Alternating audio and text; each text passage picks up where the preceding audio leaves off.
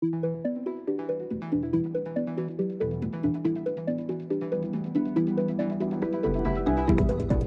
Besa Luce, and welcome to Other Talking Points, a K2.0 podcast.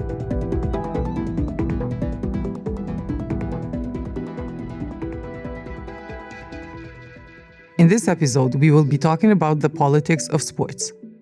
If there's one form of entertainment that can be considered universal, it's sports. Be it through regular state games, regional matches, or worldwide competitions, sports have long been part of everyday life across the world. However, talking about sports transcends discussions of games, scores, favorite teams, or favorite athletes. Sports have long been an intrinsic part of modern society's economic and political existence. In this regard, sports play a role in forging modern identities, serving as markers of national identity and expressions of national pride. Sports also serve as spaces where countries strive for international recognition, acceptance, and visibility. Kosovo knows this quite well. Following the country's declaration of independence in 2008, it took 6 years to be accepted in the International Olympic Committee, and an additional 2 years for membership in FIFA and UEFA. During those years, diplomacy and advocacy were based on calls for recognition, participation, and representation as a fundamental right. For Kosovars, playing, participating, and showing national symbols as equals in sporting events meant being recognized and accepted beyond merely sports. It was about Kosovo's statehood being seen. This is just one of the many reasons that sports are often defined and understood as intrinsically political in addition to being entertainment. Sports' political nature means that sports holds the power and potential to either unite or divide cities, societies, or countries. This becomes particularly apparent in the emotions and reactions that games or competitions provoke among supporters in general and fan clubs more specifically. Pitches and sports fields often become settings for larger political disputes to manifest, either in a given society's internal politics or between different states. While it can be easy to emphasize sports' divisive aspects, sports have become a force bringing together societies and countries in shared attempts to shape and promote values and causes that matter both locally and globally. And it is in this regard that we often hear of how sports could heal divisions in post-conflict societies, as well as the increasing efforts to have sports serve as an avenue for calls against racism and for equality and inclusion. Two guests join me on the show today to further explore topics surrounding sports as a unifying and divisive force. Loic Treguras has authored several articles on sports and politics in Yugoslavia. He specializes in the Balkans, especially sports, and has a PhD focusing on football in Yugoslavia. Albert Mezzini is an assistant at the Department of Sociology at the University of Pristina and a PhD candidate. His academic inquiry and research focus largely on sports and sociological theory. Loic, thanks so much for being on the show. Thank you. Thank you for the invitation. Albert, it's great to have you here as well. Thank you very much for the invitation. Yeah, so let's get this conversation started. And Loic, I would like to begin with you because I was rereading the other day a story that you wrote a while back for Kosovo 2.0. This was at the time when we were still publishing the print publication, and it was themed on sports. It was in 2014. And I was reading the article and I forgot actually how it continues to be so relevant, actually, what you said, even today. But I wanted to specifically talk about this symbolic power that sports carry as a tool for public recognition. And specifically in your article, you state how sport is the best way to make real what Benedict Anderson calls an imagined community. So the belief that a nation has to be embodied in order to be real. So could you maybe talk about that relationship between sports and the embodiment of the nation? Well, yes. Well, first of all, I'm glad that the article has aged well.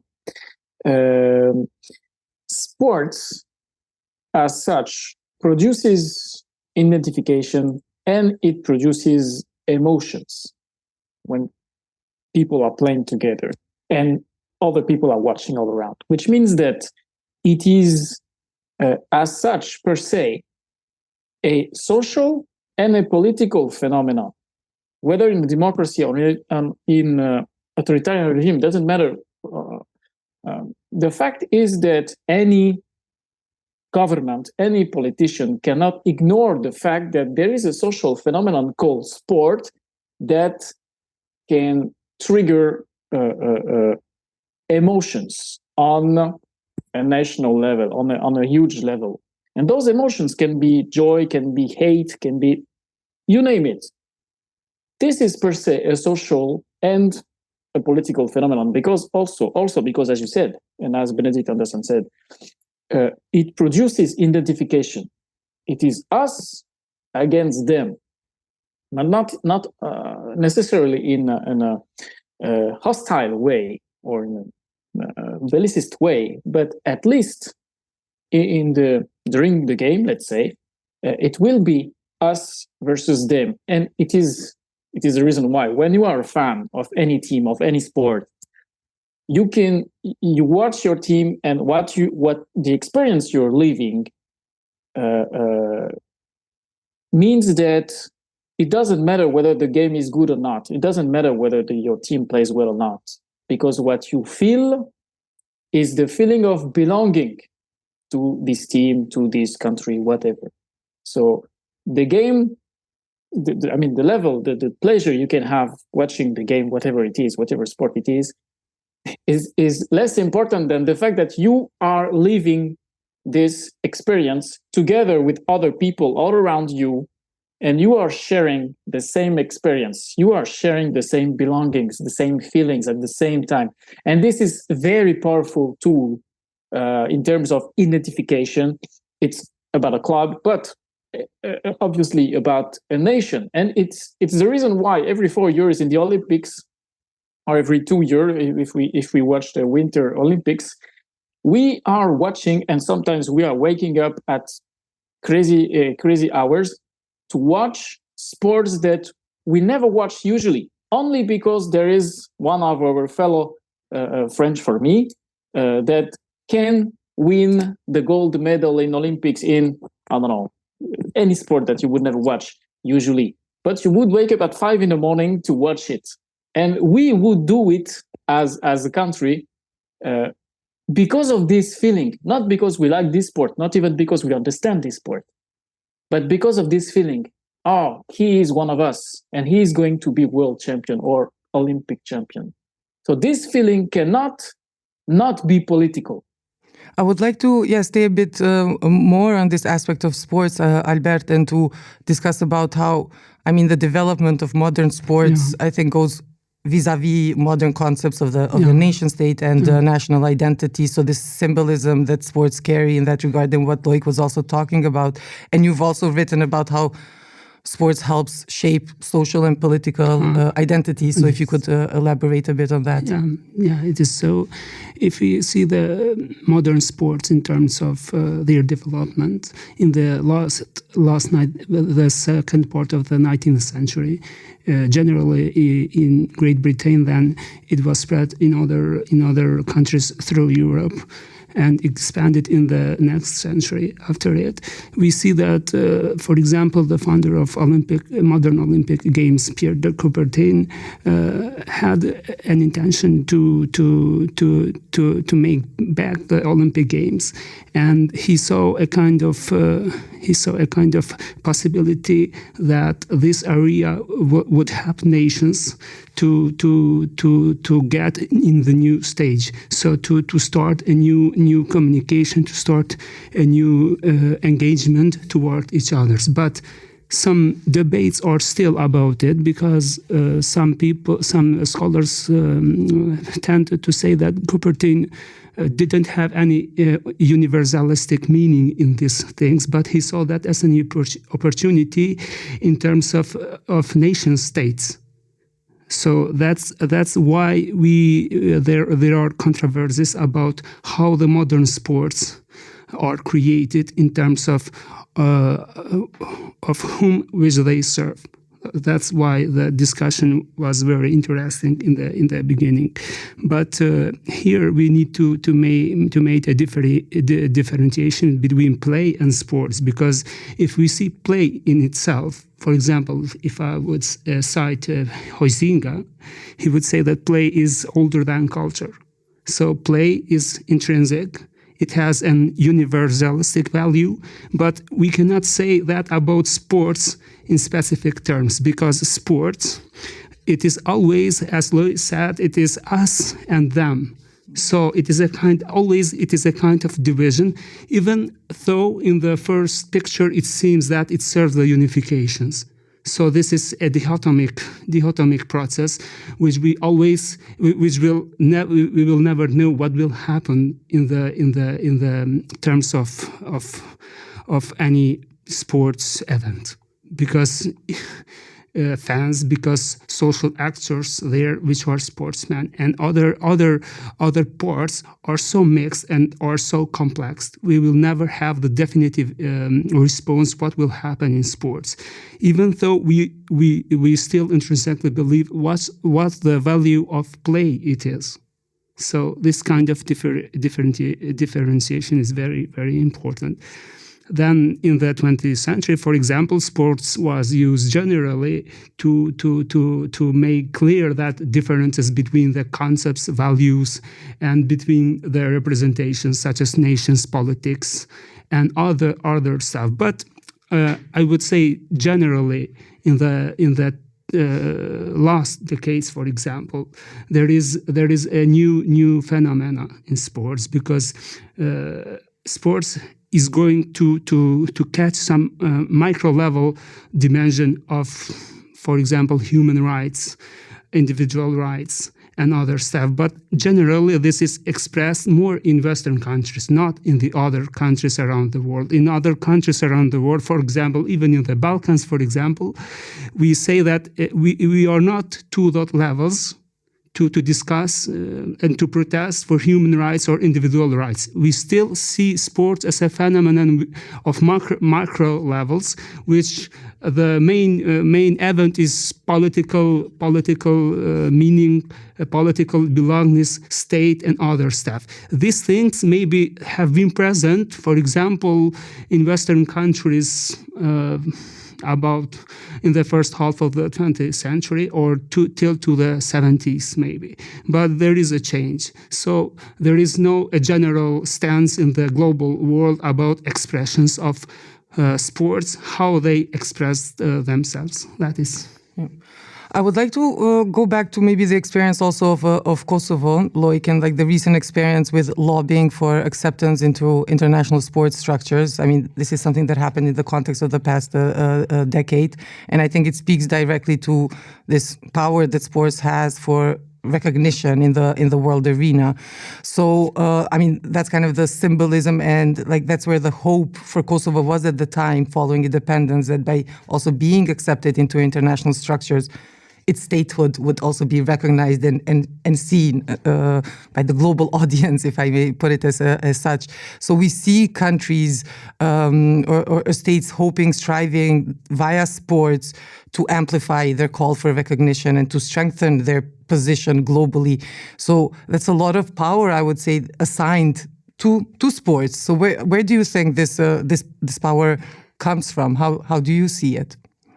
Well, to think about it, about this power, it's paradoxical because I dedicated years of my academic time about sport and politics and about what sport can achieve. But I somehow came to the conclusion that you cannot expect from sport more than it can offer, and you cannot take it out from the political configuration in terms of Nordelia sociology, which means that, and the best example of that is the Yugoslav basketball team that won everything in 1991, and yet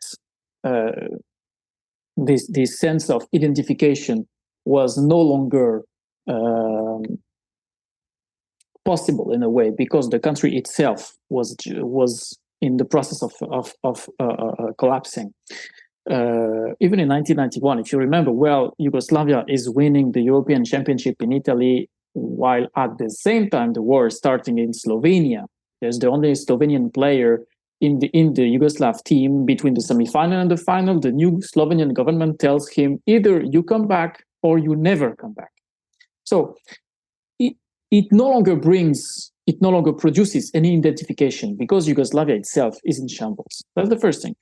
Now about Kosovo and about this journey, I had the privilege to follow this journey for my PhD, as you mentioned, and I had the privilege to meet Fadil Vokri and to be able to discuss with him. And I wrote a paper with Dario Brentin, my colleague, about this journey. And what we found out in a way is that on the one hand, it is, as you said, a crucial policy in order to make image branding, public branding about Kosovo. We play, thus we are. It is crucial to be accepted in international sport federation. And once the IOC opened the door, all the other sport federation followed. So it was crucial for this to say, we play, thus we are. You cannot say that Kosovo does not exist. Look, there is the flag. There is the Malian Kelmendi. Look, we exist. But at the same time, it did not bring any political recognition. If you look at the political recognition, everything was settled in 2011, 12, somehow. Which means that the countries who recognized Kosovo did it before, and the countries who didn't want to, didn't move because of that. So it helps, of course, because it make people, and especially in Europe, although it is not a problem as such in Europe, to be aware that Kosovo exists, that it has athletes, that it has an anthem, that it has a flag. People get used to it. But again, what I said in the beginning, you cannot expect sport more than it can offer. And in this context, I don't know if some in Kosovo or the government or Vokri or whoever had hope that playing sport on international level could bring political recognition. I don't know if they had, but now with the hindsight, it did not happen, and most probably it could not happen. You cannot ask sport more than it can offer. That's one of the main conclusions I had about this. So it is somehow compensation, but it's good as such. When Kosovo hosts England for European qualification or World Cup qualification, and you have the days after in English newspapers full of articles saying it was from fans, it was fantastic, we were so greatly welcomed, we didn't pay for food, we didn't pay for drinks, Kosovo is a fantastic country. Okay, this is great PR. It would not bring any political recognition, but this is great PR, so it's good to take, and it's not very expensive, if I may, as an investment. And before the next Olympics, you will have all the papers asking, how come is Kosovo so strong in judo? Where does it come from? So you will have all those stories about Kosovo that will not be about the usual politics, Serbia, war, and so on. So it's good to take, but you cannot expect more from sport that it can bring. Yeah, I will come back to those points later with you, Loic. I think especially when I want to get a bit more into the power of fan clubs and hooliganism. But if Loic is saying that there's only as much as sports can do in the international, let's say, arena, what about the potential power that it has internally within countries? And I think there's generally this tendency to also talk about this unifying value, the unifying role that sports can play within societies that come from conflict, from war. I think the most kind of famous story in that regard is South Africa and what President at the time, Nelson Mandela, did with the rugby team, where it's about uniting the whites and blacks in South Africa. through sports, and I think actually achieved to do a lot in that regard because they also went on to win the World Rugby Club. And it made me also think about 2012, so prior to Kosovo being accepted in UEFA and FIFA, when the first friendly match was organized between Kosovo and Haiti. So this was just 4 years past after independence, and I kind of remember it as this first moment when we saw a lot of Kosovars, or specifically Albanian Kosovars, truly embracing symbols of Kosovo statehood, the flag and the anthem, which we had not seen happen in such large numbers, I would say, before this friendly match between Kosovo and Haiti. So, Albert, how do you see then that potential of sport within a society that has gone through either certain political turmoil, or is still facing divisions or whatnot? Yeah, firstly, I agree with Luis that he says that in terms of political aspect, it didn't broke so much for Kosovo, because that's what sports is. It can bring more than it is. But if we see the case of Kosovo in terms of social and in terms of image, these were components so much important for Kosovo citizens, because Kosovo is a new state. And it was, if we see that in terms of recognition, not even in politics way, but even in the social aspects, that was very important feeling. All those fans, foreign fans who came in Kosovo during the matches here, had the same perception, had the same feeling. So the hospitality here from fans for them was so great. And so we see that these events weren't about sports at the first place. These events were about how we can get much recognition from the others, and how do they see our country. Because if we see that in terms of politics, Kosovo in the international level has been always a kind of image of war and disputes and stuff like that. So there was a need for normalization and stabilization around the citizens, around the sportsmen, and around all other events. So sport has been in a function of this platform to see that we can do it. We can play, we can discuss, we can accept the others here, because generally it wasn't how in the media or international media Kosovo was exposed. So the first perception was this.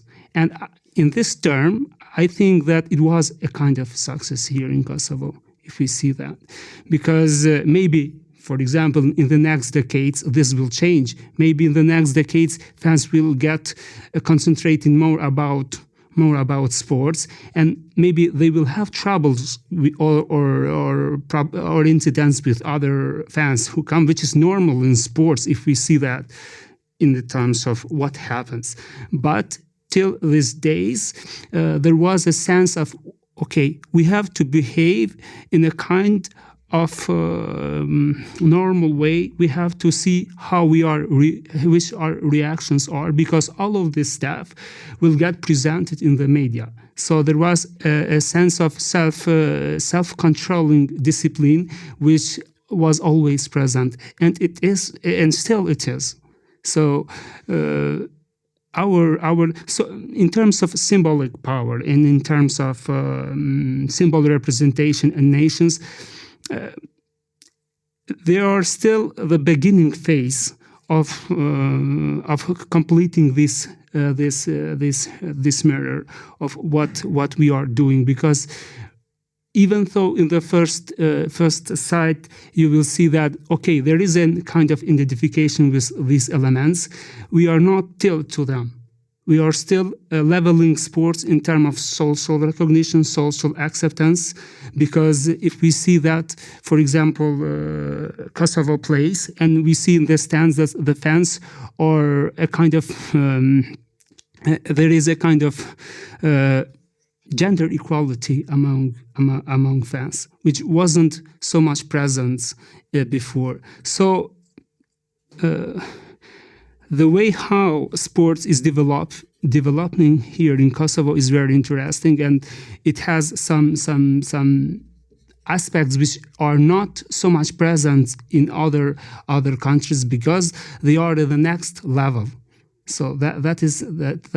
It's more at the beginning, kind of. Yeah, we are in the more at the beginning. Yeah, but I think then there's also the other side of the coin to what Albert is talking about. The self-discipline that maybe it has produced for the Kosovar society when there's fans from other countries coming, like in the case of like the match with the football match with England and whatnot. But I think, Loic, for example, you've also been critical of some other narratives, international media specifically narratives of how the region is covered, how sports in the region are covered when it comes to instances of, let's say, riots or violence or political messages. And so you've been critical that, they tend to fall into this trap of Balkanization, like using Maria Todorova's concept that, of trying to perpetuate this image of the Balkans or of the region as a source of violence, as a constant source of conflict.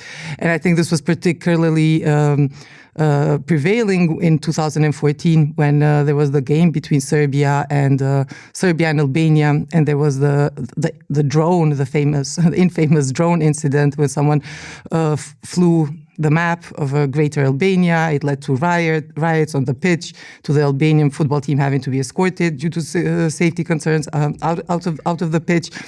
And so you're critical also of pigeonholing, if I may, like these kind of incidents, these kind of riots as something that it's all only a Balkan thing, whereas hooliganism actually, it's definitely a European thing. So maybe if you can comment on this other side of the coin of the narratives that dominate the way sports are talked about in the region.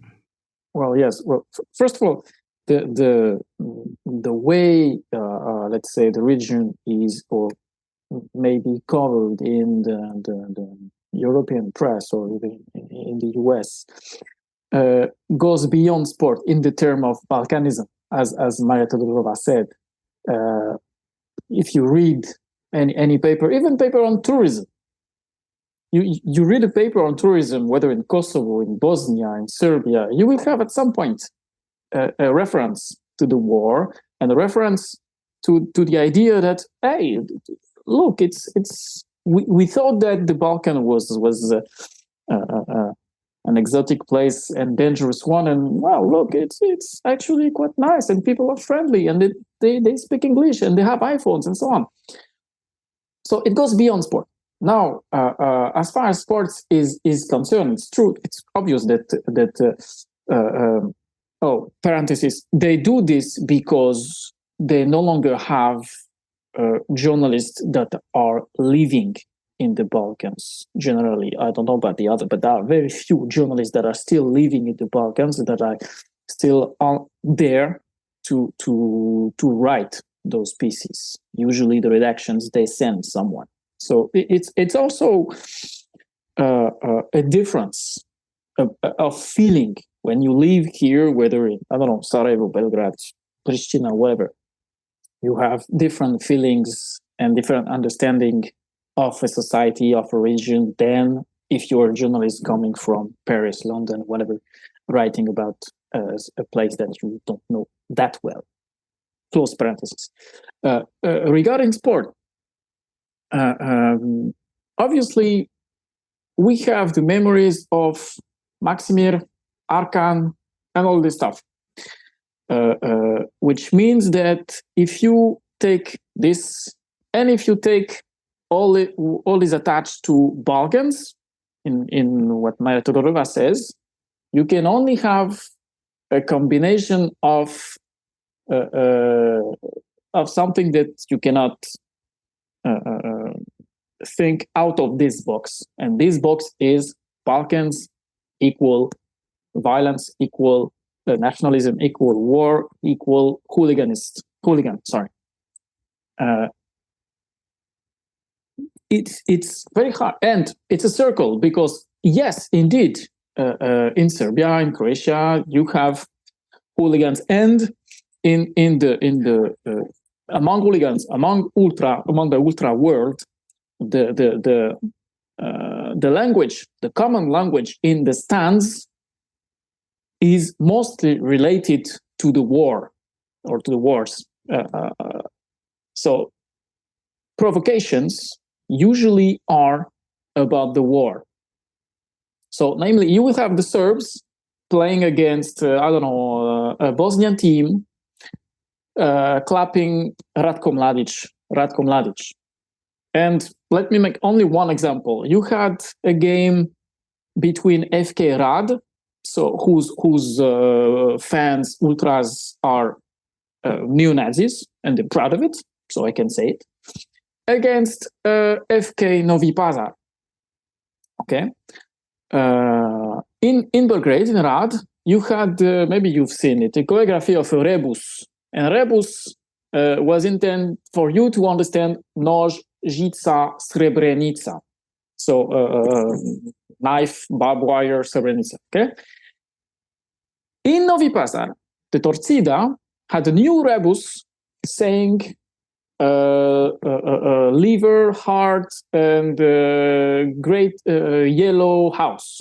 So it was referring about the organ trafficking, allegedly organ trafficking that was about which Carla Del Ponte mentioned in her book about this allegedly yellow house in Albania, in which Serbs were taken in order to be involved against their knowledge and their will to organ trafficking. So you see how the war is always in the stands. You will clap Ratko Mladic. Every August in Croatian stands, you have tributes to the Operation Storm. You remember the Operation Storm, led by Ante Gotovina in Krajina, that led to the departure of a few 100,000 Serbs, civilians. Every August in Croatian stands, you have choreographies, you have tributes to the generals and stuff. So in this area, it is a common language. All of us in the stadium understand what it's about. Maybe outside they don't, but it's a common language because all of us in the stadium understand. And the problem is that it doesn't stay in the stadium. This common language is still used in politics. It's still used in the everyday language. And yes, the issue is back. I mean, goes back to the late 80s, when, especially in Serbia, what was in the stadium went out of stadium, the nationalism, the violence, so on. The ultra world, their habitus, in terms of Pierre Bourdieu, is something, provocation. And if you go to Italy, in Torino, they would provoke themselves with the plane accident in 1949. They would provoke themselves in very vicious terms, very ugly ones. But here in the Balkans, it's about the war. So you will provoke the others about the war. And the issue is that this is not something that is limited to stadiums. It is in political speeches. It is in everyday newspapers, because it is useful in terms of political gains. So this is the issue. Again, this is an issue that goes beyond sport, and then goes beyond fans and stands and so on.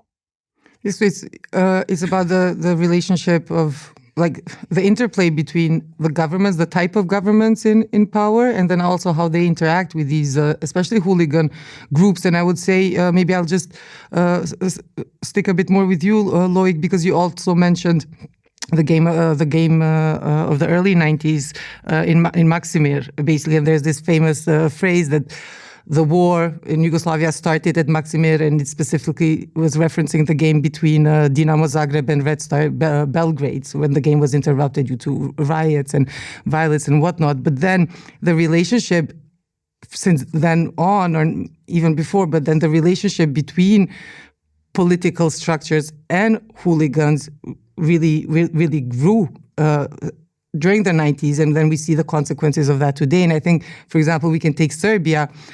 Serbia as an example. You also mentioned Arkan. He was put in charge by Milosevic at the time to lead Belgrade's hooligans in a way. And we can also say that hooligans were among the first that went to war in the early 90s, but also a decade later they also were involved in bringing down Milosevic. So they enjoy a lot of political capital, if I might say, in that sense. And just to add one more example in this regard, even if we take something like, for example, the LGBT Pride Parade in Serbia, in Belgrade, the only reason it has managed to also be peaceful since 2014 is because of this kind of agreement between Vučić and the hooligans to allow the Pride Parade to be peaceful. So that's a lot of entitlement, a lot of power to these groups. So maybe in this sense, for example, if we take how can we break maybe. Is it possible to break this cycle also of violence and extremism, particularly in contexts where there's more autocratic governments, where there's criminal gangs, and other forms of extreme elements, and they're all tied into one another? So how do you get out of a situation like this, because they hold so much political capital and power? Well, that football fans have a potential of violence is obvious. This is what Ivan Šolović explained in the late 80s, and this is the reason why Milosevic understood that and asked Stanisic and Simatovic to take Arkan at the head of the Delije in order for this potential of violence not to be turned against Milosevic, which eventually happened in 2000. So there are political actors and they have potential of violence. The issue is whether you have connections to the political elite and to the organized crime, which is still the case today in Serbia, or not. And the counterexample of that is Croatia.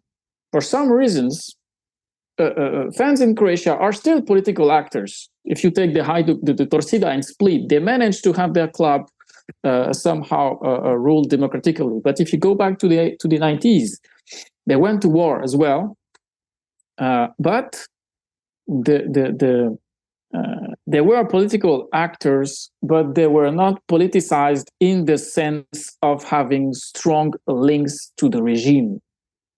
One of the reasons why was because Tudjman decided that Dinamo would be called Croatia Zagreb, which means that although they were politically close because they were nationalists, as you remember, the Dinamo fans in the 90s came as one of the first opposition to Tudjman because of this. So the connection with the regime goes through organized crime. And this stopped existing or did not even exist in Croatia. Well, it did exist and it still exists in Serbia. And this is a huge difference. And it's different, and it partly, I think, explains why the fans are so strong in Serbia, and this strength goes beyond the stands and goes beyond what the football tribe can usually do. And I ended the PhD in 2015-16.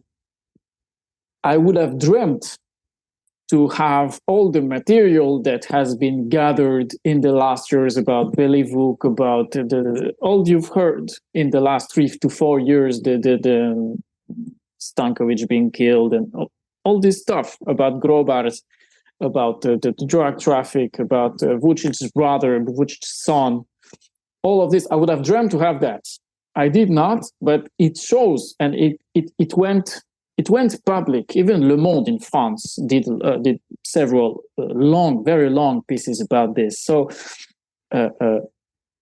this is something that doesn't exist, I think, in my opinion, doesn't exist in Croatia, because the link between the regime and the fans was cut ever since the 90s, which does not mean that they are not political actors. They can mobilize fans. They can mobilize. They can mobilize against the Football Federation. We've seen that in Croatia. They can mobilize against the Hajduk Split president. They can mobilize against Zdravko Mamić. But the link between them and the regime and the organized crime was cut. So it's a totally different situation. And to that extent, what you see in Serbia can somehow more be compared with, let's say, Argentina or Russia, in which football tribes, Baras Bravas, or in Russia, fans as well, are connected with the regime as a potential for violence. You call them. If you need to beat opponents, you call them. If you need protection, you call them. If you need people to gather, you call them. And it is connected to organized crime. And which is why if you try to think the relations between football fans and the political regime, whatever it is, usually the connection goes with organized crime, like triangle. And this is the case in Serbia, and this is not the case in Croatia. You do not have systemic drug traffic that goes through football tribes, whether in Zagreb or in Split, whatever, the way it does in Belgrade, especially through into the partisan Jug Tribina. I would like to go a bit, thanks very much for that, Loic. And as you were talking, I was also thinking about the fact that, for example, Plisa, the fan club of Pristina, there have been instances, I feel like, where they have tried to assume that kind of political power in the public sphere, but definitely not to that extent, because they are linked more to conservative thinking, this kind of macho thinking behind it. But I think it has been more limited what they've been able to do in terms of showing their power. But maybe if you want to talk a bit about that, Albert, but also I wanted to go back to the role that structures like UEFA play in this regard, because there is also like fines, there's decisions. So for example, sometimes not allowing away fans to be part of a game. So in games when they expect that there might be political messages, just this year, the game between Kosovo and Romania, the football game for the EU 2024 qualifiers, it was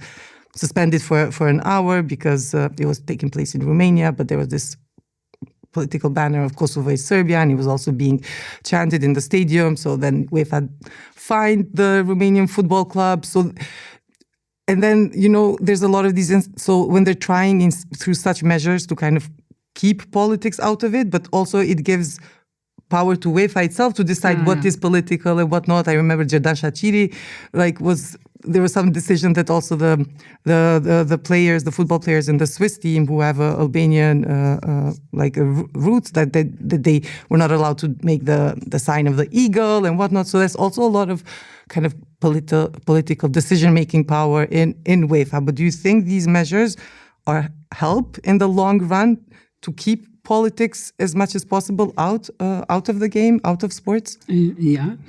Generally, the institutions of sports, for example, UEFA or FIFA, they see events in terms of security, because they are institutions, and they try to take measurements which will prohibit incidents or stuff like that. And after games, they analyze what has happened, for example, and if there were cases of racism, chants, or stuff like that, or incidents of these types, then there will be fines to the countries or to the fans or to the who did those things. But generally, they do not go beyond that, because if this institution will be harsher directed to these elements of politics, of racism, in terms of what happens in the stands, in the tribunes, then they will interrupt the development of continuity of sports. And they only try to manage it in some kind which will not stop the development, and see these things in terms of security, not so much in terms of what the effects will be. So they have slogans against racism, and they promote the human values. It is all a kind of like real and smart marketing, let's say so. But they are more interested to develop sports, to expand it. If we take example like Qatar, for example, the World Cup in Qatar. Qatar was a country. We all know what has happened to the human rights there, or to the workers who built the stadiums. But FIFA was interested to expand the scope of sports and football in terms of globalization, not so much in terms of what happened to general public, to the social, to the human rights and other stuff. So even in the Balkans, or even in the case of, for example, in the region here, even when the incidents happens, they see in terms how to manage them, but not how to stop the development. So that is a very complex process. I would turn back to the first question about the fans, for example, TVSAT. So you are right, because they have a stance of more conservatism, but they are also in a kind of self-dividing about what they represent now when Kosovo plays, for example, because they pretend that Albania is a country who we are always have been identified in terms of international sports. So we are still connected in those aspects. But they see Kosovo as a kind of representation, which, in terms of what happens, it is we do not intervene, but it is an individual choice of individuals who want to be fans of Kosovo. So they have chosen a kind of not conflicting way to be part of two representation of Albania and Kosovo too. So because we have also the official fans Dardanet, but they are represented directly by the symbols and by the institutions of national team. So they are recognized in that aspect. These are generally. Yeah, because I think in this conversation there's also language becomes so important, because there are people who say that the Kosovo team is not the national team, it's just the representation, and it kind of makes it clear where people stand in that conversation. And then maybe just also for the end, Loic, to turn once again to you. Albert was also talking about the fact that structures like UEFA, FIFA, in essence, they're just interested in the sports, development of sports.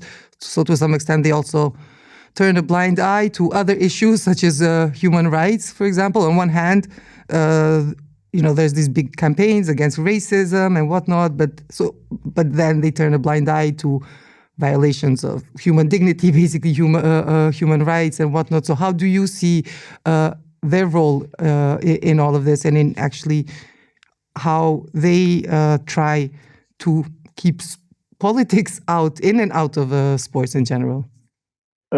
Yes, well, it's a matter of survival for them. As Albert mentioned, there is the security issue, there is the business issue, of course, but there is a simple matter of survival. The world now is fragmented, and human rights is not an issue worldwide. It's an issue for us. It can be an issue for us, let's say the West in general, but the West is not a majority in the world. So if you start doing politics, what will happen? It will happen that some countries, and maybe many countries, will just say, you're no longer universal. You, FIFA, you pretend to be universal. You're no longer universal.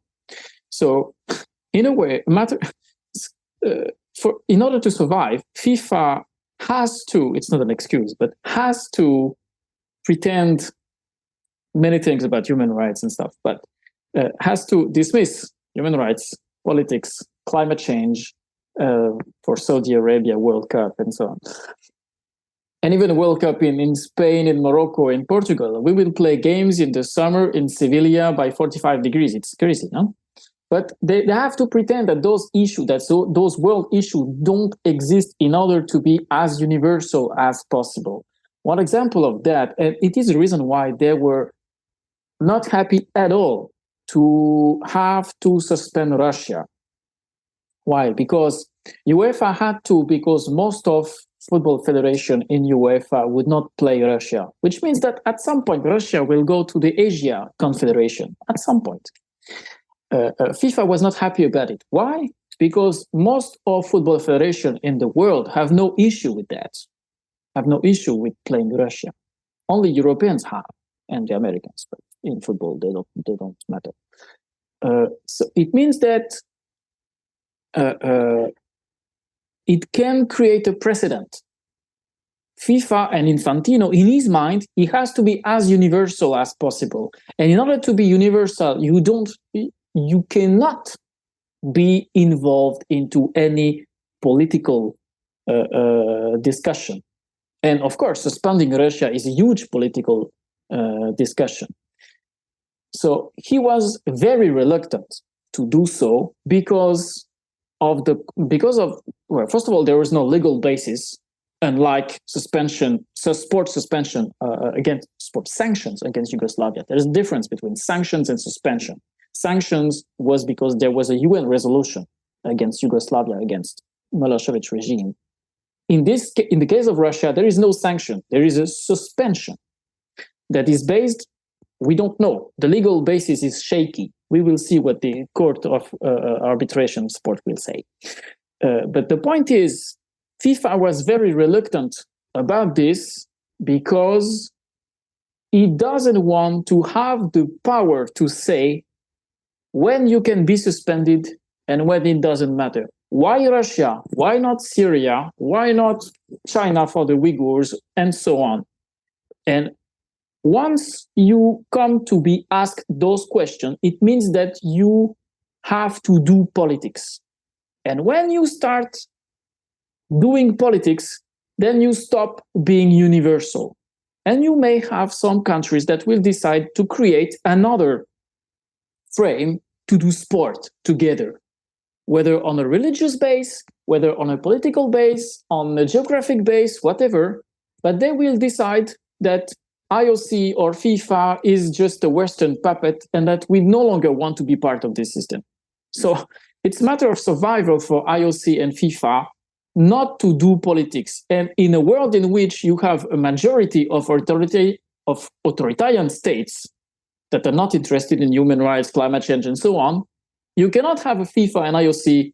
It's a bit cynical what I say, but you cannot have FIFA and IOC dealing with it, because you will be deemed a Western puppet. You will be deemed a political organization. And all what Infantino is saying is that FIFA is not political. IOC is not political.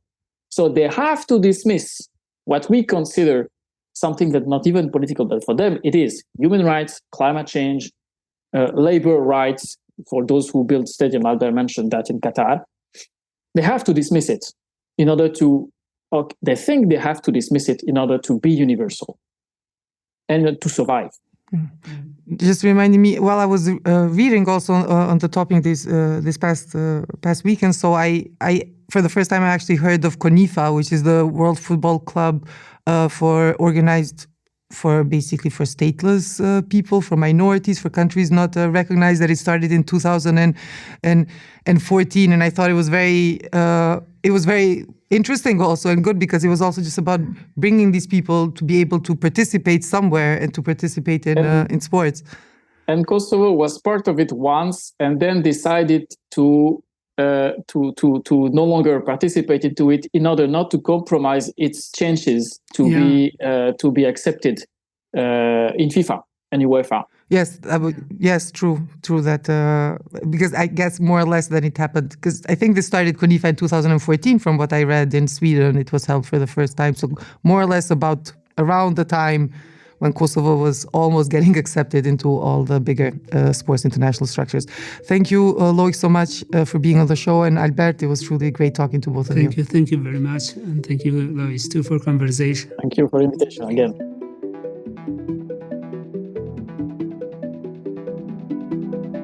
Other Talking Points is a K2.0 podcast. You can listen to it regularly on our website, kosovo2.0.com, or by subscribing to K2.0 on Spotify, Apple Music, or YouTube.